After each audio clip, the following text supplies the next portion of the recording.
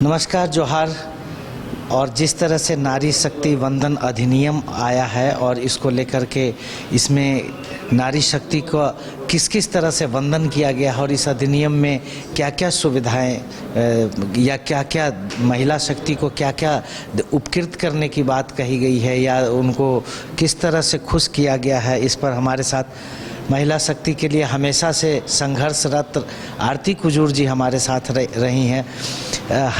इनसे जानेंगे आपकी ये जो महिला शक्ति अधिनियम आया है इसमें क्या सब बात है, इसको लेकर कितना खुश होने की बात है महिलाओं को। नारी शक्ति वंदन अधिनियम जो सितंबर 2023 को संसद के दोनों सदनों से पारित हुआ और संसद के दोनों सदनों से पारित हुआ तो इसको लीड करने वाले हमारे जो प्रधानमंत्री हैं, आदरणीय प्रधानमंत्री श्री नरेंद्र मोदी जी, और दोनों सदनों के चाहे वो किसी भी दल के रहे हैं, दोनों सदनों के माननीय सदस्यों का भी आभार हम व्यक्त करेंगे।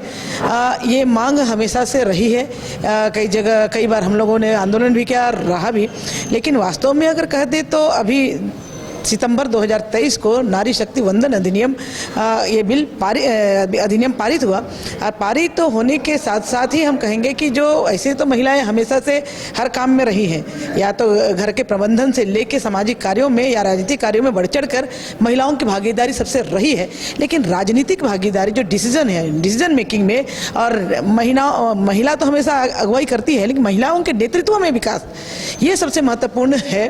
और वास्तव में महत्वपूर्ण विषय के लिए हम जब महिलाएं ऐसे भी अपने जगह पर हैं, लेकिन अब तो 33% देना ही देना है, और उस 33% में महिलाएं आगे बढ़ेंगी। महिलाएं हर जगह जब भी मौका मिला है उन्होंने अपनी योग्यता, अपनी प्रखरता, अपना क्षमता दिखाया ही है।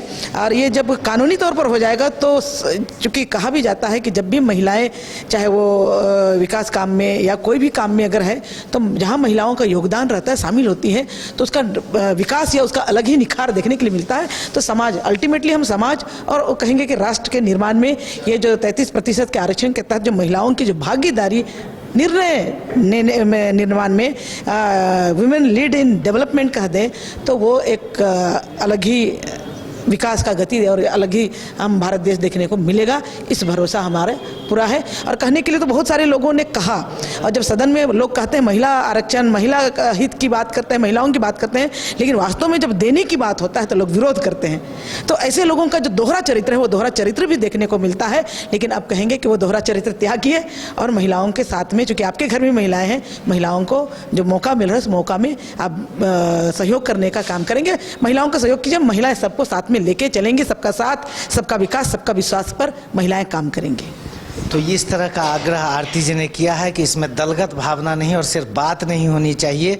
महिला की जब बात हो तो खुलकर महिलाओं के समर्थन में आप आगे आइए, और ये महिलाएं निश्चित तौर पे जो भारत का भविष्य है उसमें अपनी भागीदारी बढ़ चढ़कर सुनिश्चित करेंगी। सहयोगी गोलू के साथ राजेश कृष्ण, न्यूज़ बाइस्कोप, रांची। घर रहने का मकान भर नहीं, ये खुशियों की तिजोरी है।